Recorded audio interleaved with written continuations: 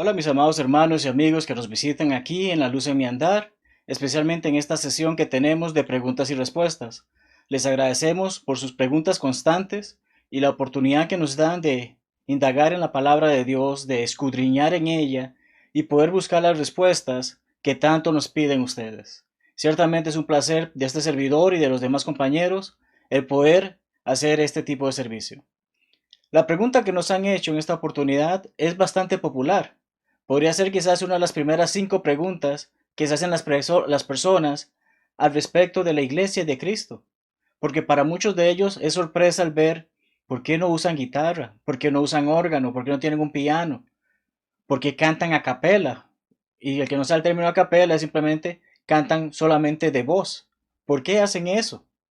Bueno, somos la iglesia del Nuevo Testamento, somos la iglesia de acuerdo como Jesucristo la estableció y hay mucho peso en por qué al cantarle alabanzas lo hacemos sin instrumentos musicales.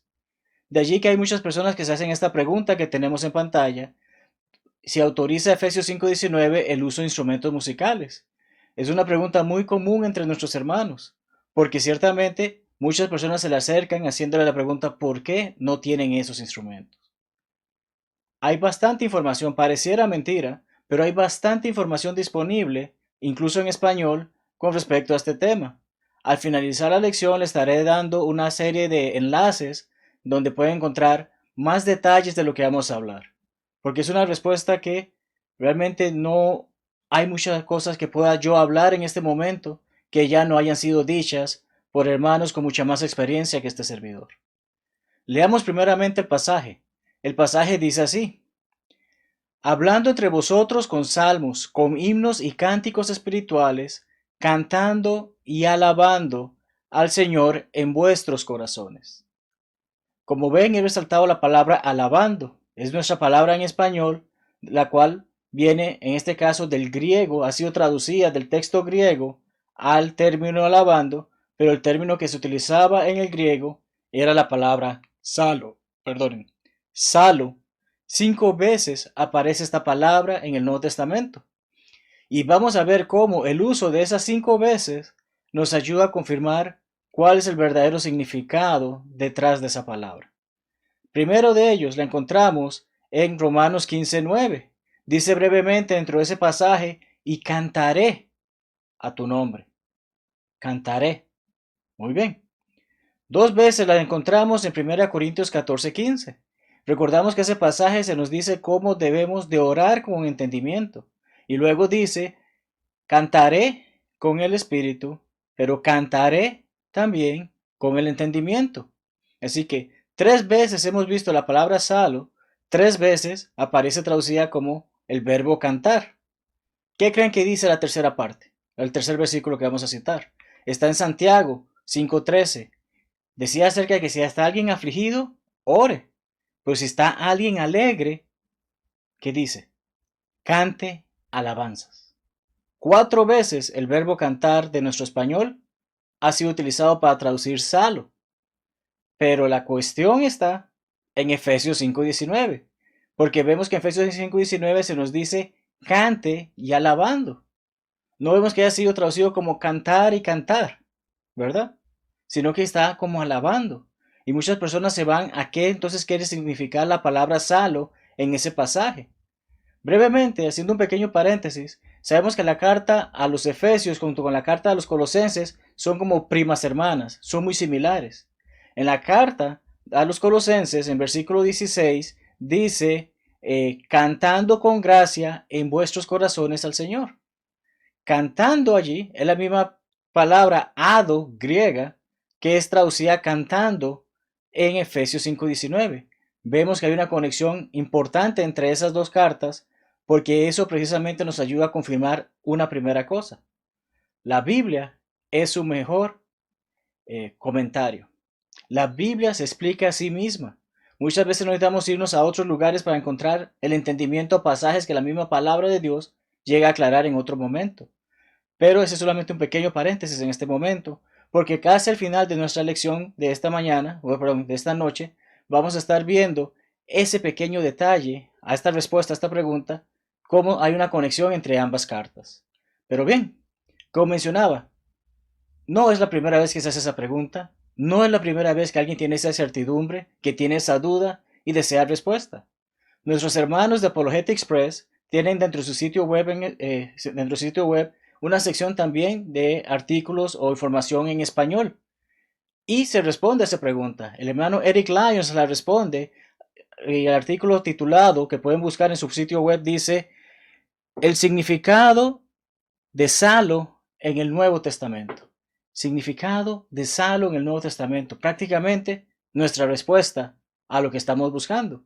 Y leamos brevemente cómo inicia el hermano ese breve artículo. Dice así: si alguien busca la palabra Salo, un léxico griego, un diccionario bíblico, probablemente encontrará las siguientes definiciones: tocar, jalar o rasgar, tirar de las cuerdas de un cordel de carpintero, rasgar o golpear las cuerdas de un instrumento musical, cantar alabanzas.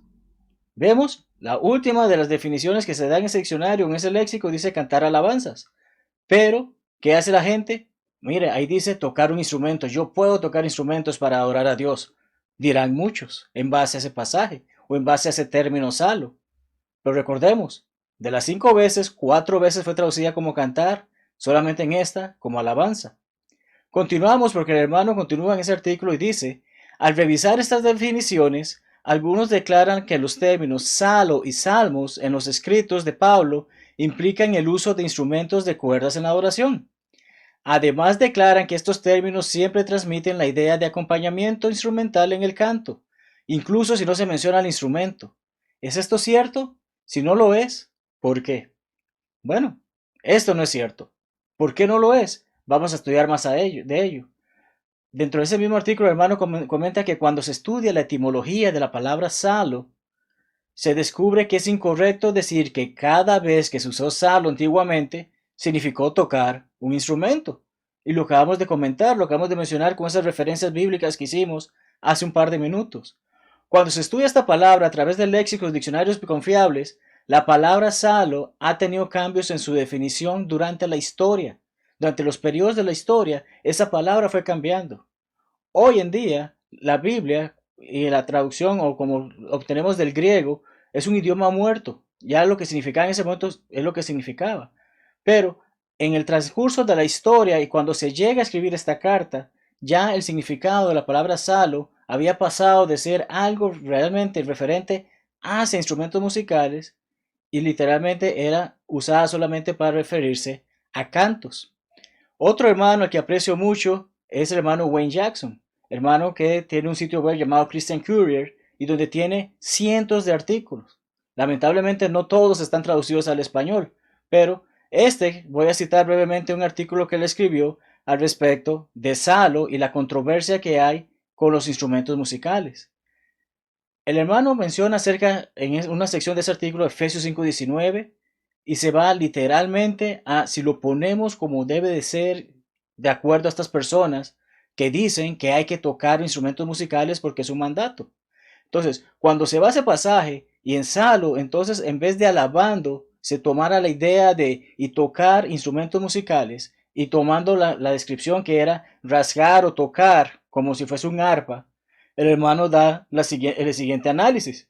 De ser obedecido de esta manera, el empleo del instrumento, como cada cristiano tiene la obligación de salo, o sea, tiene la obligación de adorar o cantar, que es que es lo correcto, pero volviendo al punto de vista de que, bueno, la obligación de tocar un instrumento musical, cada persona debe tocar un instrumento. ¿Qué indica esto? Que si así es, cada persona que está congregada en ese momento para adorar a Dios debe tener un instrumento musical en sus manos. No solamente una banda, no solamente un coro, no solamente una señora al fondo tocando un órgano, sino cada uno de los que están adorando debería de estar tocando ese instrumento. Primero, suena un poco incómodo, ¿verdad? Pero continuamos con lo que dice el hermano. El instrumento debe ser capaz de ser tañido o rasgado, como un arpa. ¿Cuánto espacio ocupa un arca? Pero un arpa. Son grandes. Las que he conocido, las que he visto son instrumentos bastante grandes. ¿Cuántos miembros hay en una congregación? ¿Cuántas personas se congregan en un edificio de la iglesia? ¿Se imaginan a 200 personas, en un caso hipotético, con el espacio suficiente para que cada uno toque el arpa durante la adoración? ¿Cuánto sería la inversión de que cada uno de ellos tenga un arpa y que sepa tocarla y que la toque bien?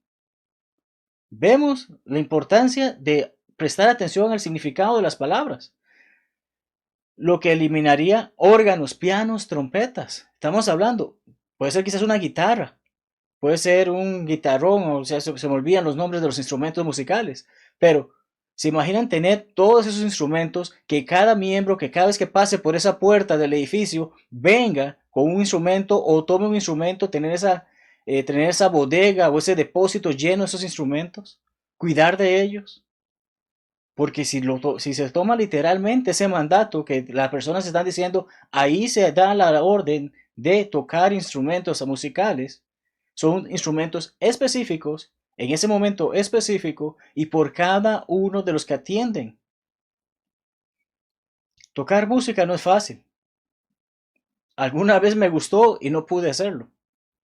Pero se imaginan entonces que un recién llegado a la congregación, aquí tiene su arpa. Es como usted tiene que tocarla para que adoremos. Pero yo no sé música, no nos interesa, usted tiene que hacerlo. No vemos sentido en este proceso. Claro, quienes lo defienden ven bonito que hay un grupo de hermanos que tienen el talento musical para tocar esos instrumentos y ese pequeño grupo toca mientras los demás simplemente acompañamos con voz. Es lo que tratan de ver estos grupos religiosos, pero están alterando claramente la palabra de Dios. Veamos, porque el hermano termina diciendo, este escritor nunca se ha encontrado con un defensor del uso de instrumentos en la oración que se mantendrá con las demandas lógicas de su argumento en defensa de Salo. Y esto dice mucho. Si eres un defensor de que hay que usar instrumentos musicales en la adoración, entonces tienes que seguirte por lo que acabamos de decir. Y ciertamente no hace sentido. No tiene respuesta por parte de estas personas. De allí que vemos que el uso de instrumentos musicales en la oración es más algo del gusto del hombre que algo que Dios ha autorizado. Charles Spurgeon es un hombre muy conocido, un predicador bautista, se le llama incluso el príncipe de los predicadores por parte de ellos, y sabemos que este grupo religioso utiliza instrumentos musicales. Pero siendo este hombre tan importante entre ellos, dejando por fuera las citas que hemos mencionado de hermanos en la iglesia de Cristo, alguien bautista, líder entre ellos, importante entre ellos, dijo lo siguiente: es una degradación suplementar el canto inteligente de toda la congregación, porque cuando yo canto estoy hablando, estoy demostrando mi inteligencia. No estoy diciendo un ruido o hacer un ruido que simplemente tocaron mis manos, sino que mi boca conectada con mi mente, que es mi corazón, lleva esas palabras en la oración. Por lo bonito de un cuarteto, los detalles refinados de un coro o el soplo de fuelles y zampoñas inanimadas. Y hace referencia a lo que mencionamos en 1 Corintios 14. Si cantamos con maquinarias, entonces también oremos con maquinarias. ¿Puedes imaginarte orando con un trombón, con una trompeta, con una guitarra? No hace sentido. ¿Por qué?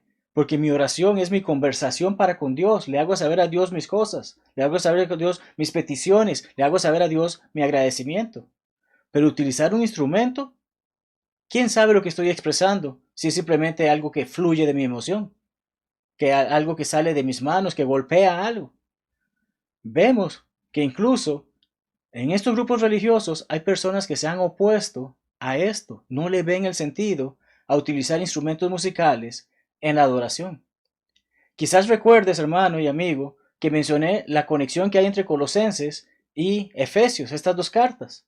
Luego de Efesios 5:19, que es el pasaje en estudio, leemos Efesios 5:20 y dice así: dando siempre gracias por todo al Dios y Padre en el nombre de nuestro Señor Jesucristo. Volvemos a Colosenses 3:16, decía lo que hablamos acerca de cantar a Dios con nuestros corazones, y el 17 nos dice uno de los pasajes que para este servidor es de suma importancia, de mucho peso. Dice Colosenses 3:17, todo lo que hacéis, sea de palabra o de hecho, hacerlo todo en el nombre del Señor Jesús. Aquí no es que voy a tocar la trompeta porque el Señor Jesús, en el nombre de Jesús lo voy a hacer. Mala interpretación de las Escrituras. En el nombre del Señor Jesús es bajo su autorización. Entonces, en base a lo que la palabra de Dios enseña y explica, nos hace saber que Tengo que hacer las cosas como Él dice. Tengo que decir las cosas como Él dice, como Él ha autorizado. No es como a mí me place, como a mí me gusta, como a mí me emociona. Así que aquí estamos hablando que el instrumento en sí, cuando leemos Colosenses 3:16 y Efesios 5:19, el instrumento en sí es el corazón. Y no es el que bombea sangre, sino que no es nuestras mentes. Bíblicamente, corazón es nuestra mente. ¿Y cómo le hago saber yo a las personas lo que hay en mi mente? A través de mis palabras, no a través de mis ruidos. Tiene que ser algo con entendimiento. Vemos la conexión en todos estos pasajes.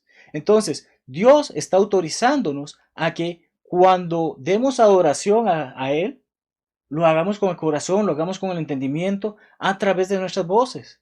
En ningún momento se ha autorizado el uso de instrumentos musicales. Por eso, cuando nos hacemos esta pregunta, esa es la respuesta simple. ¿Son autorizados los instrumentos musicales en nuestra oración? Simple respuesta, no, no lo son. No hay autorización para incluirlos en nuestra oración. Deseo culminar haciendo referencia a un gran trabajo que los hermanos de Apologetic Express han hecho en que han consolidado una Biblia de estudio.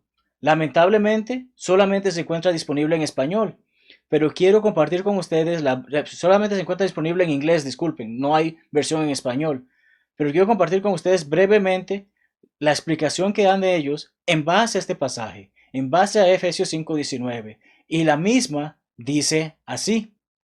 El Nuevo Testamento indica constantemente que uno de los actos de adoración estipulados por Dios para la adoración al congregarse a la iglesia es la música vocal. El uso de instrumentos mecánicos es una forma separada y distinta de expresión musical. El Espíritu Santo fue muy específico en su mandato para que la iglesia cantara. Aunque Dios permitió el uso de instrumentos por parte de los sacerdotes bajo la ley de Moisés, 2 Crónicas 29:25, en ningún lugar del Nuevo Testamento instruye a la iglesia a tocar. Por lo tanto, no se utilizaron instrumentos en la oración pública durante varios cientos de años después del establecimiento de la iglesia del Nuevo Testamento. Entonces, mi amado hermano y amigo que estás viendo esta transmisión, que estás viendo esta enseñanza, que estás viendo la respuesta a esta pregunta que ha sido hecha, no hay autorización para instrumentos musicales. Si deseas adorar a Dios de la manera que Dios se complace, tienes que seguir las instrucciones dadas por Él. Si en el lugar donde te congregas utilizan instrumentos musicales, están yendo en contra de su voluntad. Por lo tanto, no hay adoración verdadera. Y Juan 4:24 nos afirma que a los adoradores verdaderos es a quienes Dios está buscando, que le den adoración en espíritu y en verdad. En espíritu es tener la actitud correcta para adorarle, y en verdad es en base a lo que Él nos ha hecho saber, a lo que nos ha revelado, y esa es su palabra. Dios les bendiga ricamente, gracias por acompañarnos, y les dejamos con la siguiente pregunta, que será respondida por el hermano Javier. Que tengan una bonita noche.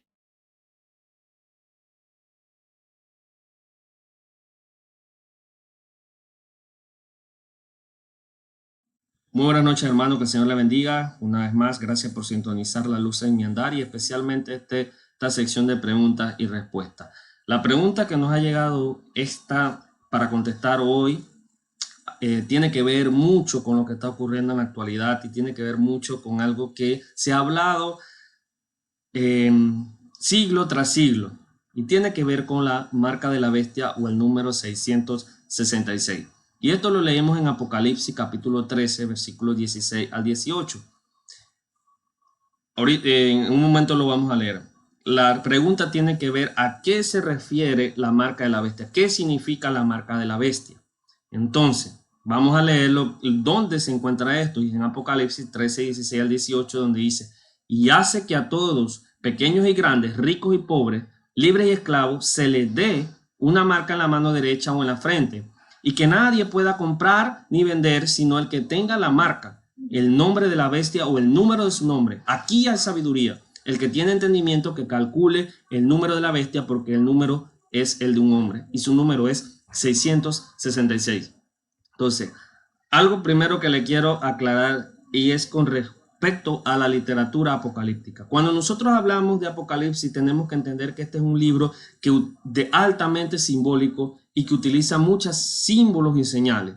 Entonces, esto se conoce como literatura apocalíptica, y esta literatura en la nación judía nació cuando ellos estaban en el cautiverio en Babilonia, cuando se escriben acerca de libros apocalípticos. Entonces, esta literatura lo que hace es que ella encubre, ella esconde el significado para las personas que no saben interpretarlo o que no están familiarizados con este tipo de lenguaje. O sea, los babilonios no estaban familiarizados con este tipo de lenguaje, por lo tanto ellos no lo podían comprender, pero los judíos sí estaban familiarizados y ellos sí podían comprender las señales que se daban en ese entonces. Ahora, acá en el Nuevo Testamento es lo mismo. Cuando Juan escriben el lenguaje apocalíptico. ¿Por qué? Porque sus lectores conocían la interpretación, ellos tenían la llave, pero los romanos en ese entonces no conocían lo que era la literatura apocalíptica. Por lo tanto, cuando ellos leían cosas como un dragón, como una bestia, como un muerto, sellado, jinetes, ellos no conocían este tipo de literatura. Entonces, pero si nosotros tratamos de darle un significado literal, vamos a estar en problemas, porque el libro no es literal, el libro es un libro simbólico. Por lo tanto, los símbolos, las señales y los números representan cosas. Eso tenemos que tenerlo muy en claro. Y en este caso, también Apocalipsis capítulo 13 está muy relacionado con lo que es Apocalipsis capítulo 7, que habla acerca de los sellados. Algo que le quiero decir y aclarar es que Satanás siempre lo que va a hacer es que va a tratar, de imitar a Dios. Inclusive él va a tratar de imitarlo en imagen, va a tratar de ofrecer las cosas que Dios ofrece, pero él no puede cumplir lo que ofrece. Entonces, él va a imitar a Dios. Todo lo que haga Dios en cuanto a lo que tiene que ver con el libro de Apocalipsis, Satanás lo va a tratar de imitar. Y aquí hay un ejemplo. Él va a tratar de imitar las personas que fueron selladas, que se refieren a Apocalipsis capítulo 7. Él dice, bueno, si Dios selló a los suyos, dice Satanás, yo voy a sellar a los míos. Ese es algo que quiero que tengamos muy presente. En el capítulo 13 se habla de tres cosas. Lo primero que se habla es una bestia que sube del mar, una bestia que sube de la tierra, y también se habla de los sellados o de la marca de la bestia. Cuando nosotros hablamos acerca de la primera bestia, que es Apocalipsis 13, la que sube del mar, en Apocalipsis 13:1, esta bestia también se habla en Daniel capítulo 7, versículo 4 al 6. Esta bestia representa el imperio romano de ese entonces. El imperio romano representa la primera bestia. Cuando nos movemos a quién representa la segunda bestia, si la primera bestia representaba a Roma, entonces la segunda bestia representan a las organizaciones responsables de hacer cumplir al culto del emperador. Recuerda que en ese entonces, dice Bruce Messer, escribió, empezando con Julio César, los emperadores romanos eran deidificados, es decir, se le concedía el estatus de un dios y dignos de una deidad. A los primeros se le consideraban así después de que habían muerto, o sea, a los primeros emperadores le daban ese título después de que ellos murieron, pero a los últimos se le hacía este reconocimiento cuando aún estaban vivos. El emperador Domiciano exigía que las personas se dirigieran a él con el título de nuestro Señor y Dios. Eso era lo que decía este emperador. En la mayoría de las ciudades a las cuales Juan estaba escribiendo se le habían edificado templos que honraban a estas deidades, templos que hacían burla de la morada celestial en la que habitaba el único y verdadero Dios. Recuerde que los romanos eran paganos, ellos tenían su sistema de deidades romanas. Aunque la política de promoción de culto al emperador era idea del mismo emperador, su puesta en práctica estaba en manos de los oficiales locales. Observen, a estos subalternos políticos podía representárselos perfectamente por la segunda bestia. Entonces, este era un sistema que estaba dividido entre Roma, que representaba la primera bestia, y la segunda bestia lo representaban, según Ray Sommer, dice que lo representaba, podía indicar que la segunda bestia representaba el concilio que se había establecido en Asia Menor con el fin de hacer cumplir la religión del Estado. Y la religión del Estado era proclamar que el César era Dios.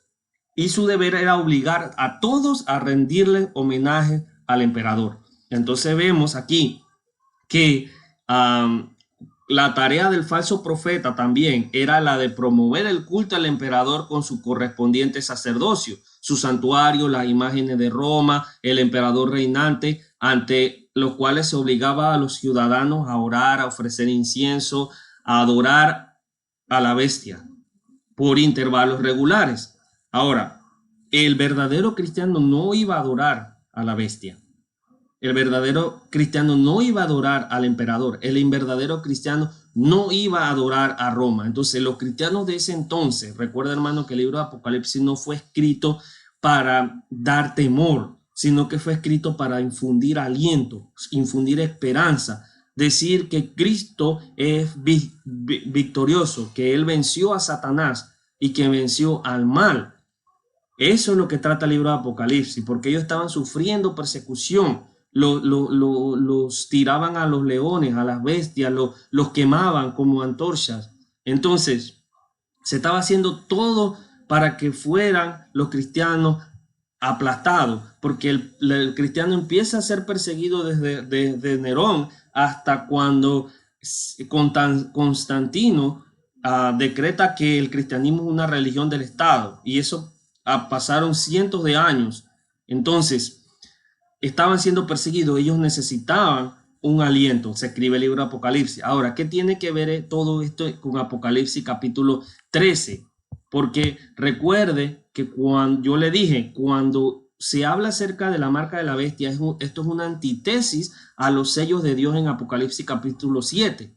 O sea que Dios estaba sellando a su persona, a su gente, para darles un sello de aprobación o una marca que representaban que estos eran sus hijos. Pero el diablo, Satanás, también copió esto, y se dice que esta bestia, la bestia que subía del mar, sellaba o identificaba a los que adoraban al Creador, y dice que no se les permitió comprar ni vender, sino al que tenga la marca de la bestia.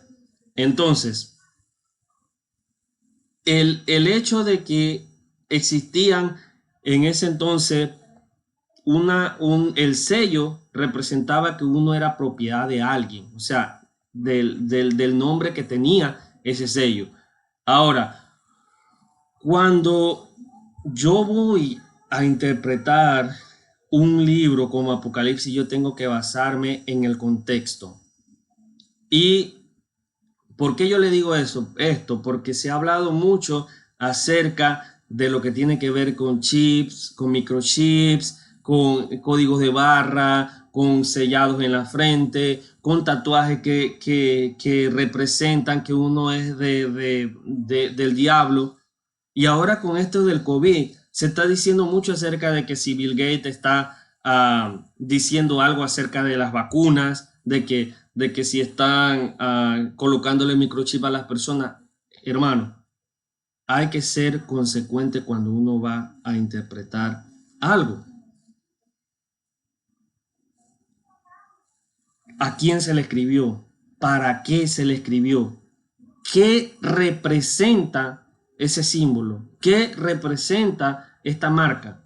¿Qué representa lo que quiere decir el número 666?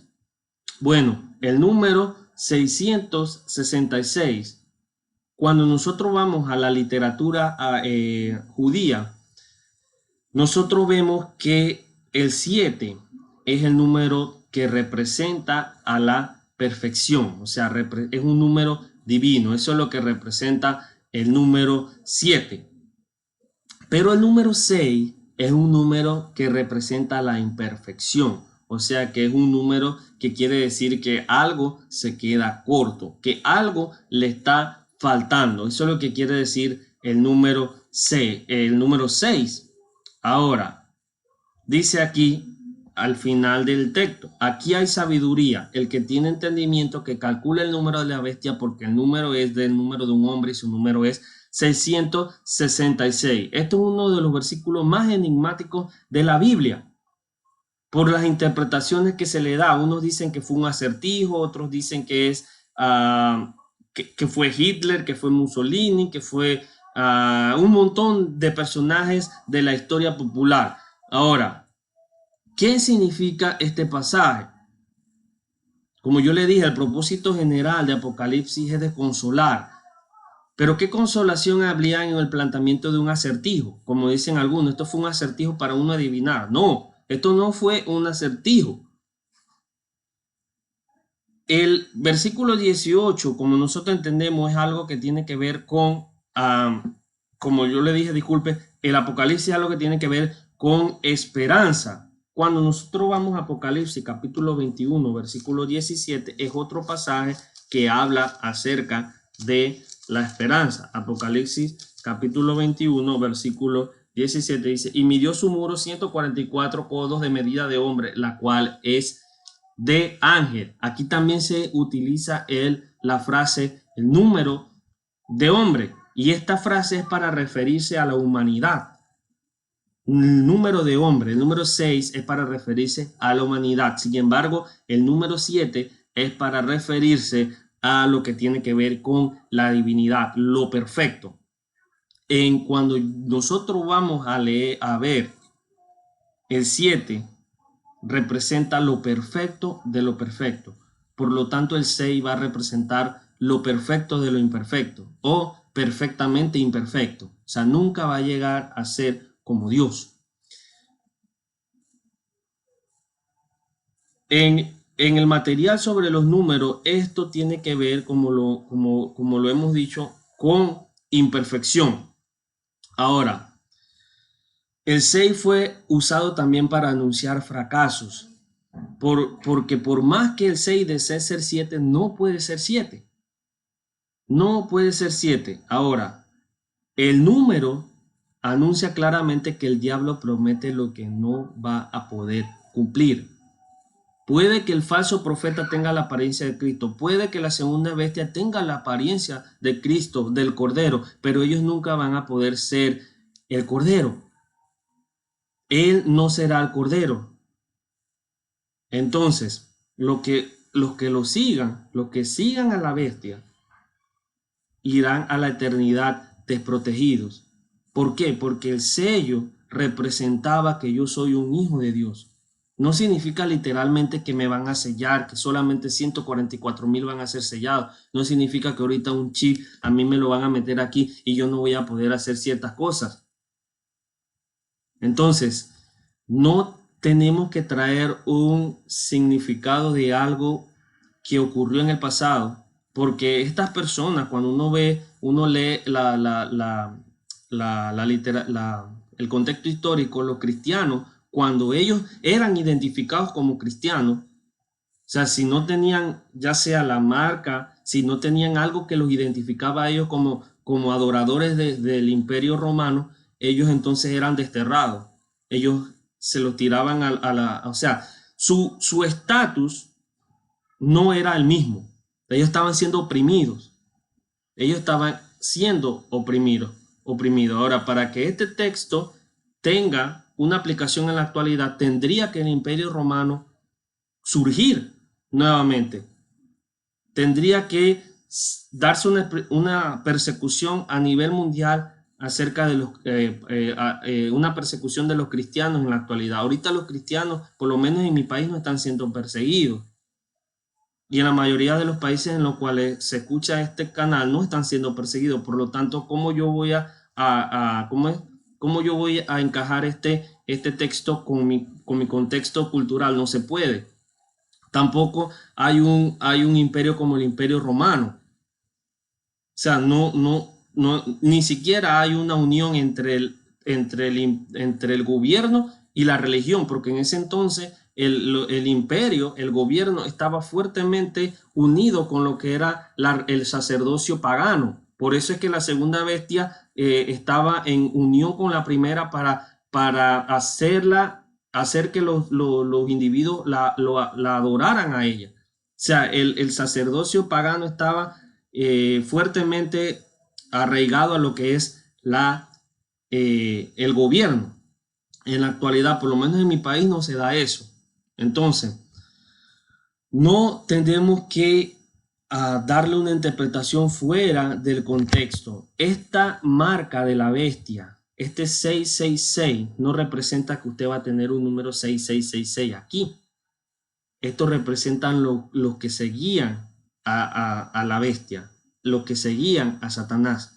No significa que yo voy a tener un microchip instalado en mi mano o que voy a tener un código de barra para que me identifique. Entonces debemos tener en cuenta eso, tener en cuenta dónde, para quién fue escrito esto, para quién fue escrito esto.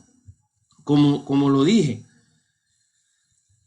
Apocalipsis 13:17 emplea este alto simbolismo para referirse a los que seguían al Imperio Romano. No es para nosotros ese texto. No es para nosotros. Entonces, vamos a terminar con un texto en 2 Tesalonicenses 2:3 que dice: nadie os engañe en ninguna manera. No hay que dejarse engañar. La bestia trataba de, la primera bestia y la segunda bestia trataba de engañar a los cristianos diciendo, bueno, esto no es malo, adorar al emperador, esto no es mal, pero los cristianos sabían que eso no se debía hacer. Entonces, el significado de este texto, ¿qué se refiere el 6666? Es para las personas que seguían al Imperio Romano, para los seguidores de Satanás. Así como Dios tiene sus sellados, Satanás tiene sus sellados. No significa que esta persona, estos sean los anticristos. No significa que sea el gobierno de Estados Unidos o el gobierno que esté actualmente. Simplemente este sello se utiliza para separar a los que son de Dios para los que son de Satanás. Entonces, este sello representa a Satanás. Si nosotros somos una persona que hemos sido engañados por Satanás, si nosotros una persona que no hemos conocido el Evangelio, si nosotros somos personas que estamos siguiendo nuestros placeres, nuestros deseos en el mundo, entonces nosotros somos alguien que está sellado por Satanás y no está sellado por Dios. Para adquirir el sello de Dios, entonces, ¿qué tengo que hacer yo? Tengo que huir. Romanos 10:17, yo tengo que también creer, Marcos 16:16, tengo que arrepentirme de mis pecados, Hechos 2:38, tengo que confesar que Cristo es el Hijo de Dios, en Romanos capítulo 10, versículos 9 al 10, y yo tengo que bautizarme, Hechos 2:38. De esa manera, yo dejo de seguir a Satanás, porque cualquier persona que no ha obedecido el Evangelio es una persona que está siguiendo sus propios placeres o está muerto en delitos y pecados, según Efesios capítulo 2. Entonces, el número no representa que ahorita por la vacuna del COVID nosotros vamos a ser inyectados con chip y ya vamos a adorar a la bestia. No, porque los adoradores de la bestia eran personas que lo hacían voluntariamente. No eran controlados por un chip. Entonces, para terminar, recuerde, el 7 representa la perfección. Por eso hay 144,000 que representan lo perfecto de lo perfecto de lo perfecto. No representa que van a ser salvos solamente 144,000, que de eso estaremos hablando el jueves un poco más. Pero no representa que solamente van a ser salvos esa cantidad de personas. Representa que representa lo perfecto de lo perfecto de lo perfecto. Representa el 7. Y el 6 representa lo perfecto de lo imperfecto, o sea, representa imperfecto, imperfecto, imperfecto. Si nosotros seguimos, por así decirlo, aún sin obedecer el Evangelio, nunca vamos a llegar a ser una persona completa. Siempre vamos a estar sellados por la marca que representa Apocalipsis 13. Entonces, espero que haya sido de esclarecedor. Si no, estaremos compartiendo mucha más información acerca de esto, ya sea a través de algo escrito o alguna otra pregunta. Gracias por su tiempo y que Dios le bendiga ricamente. Hasta luego.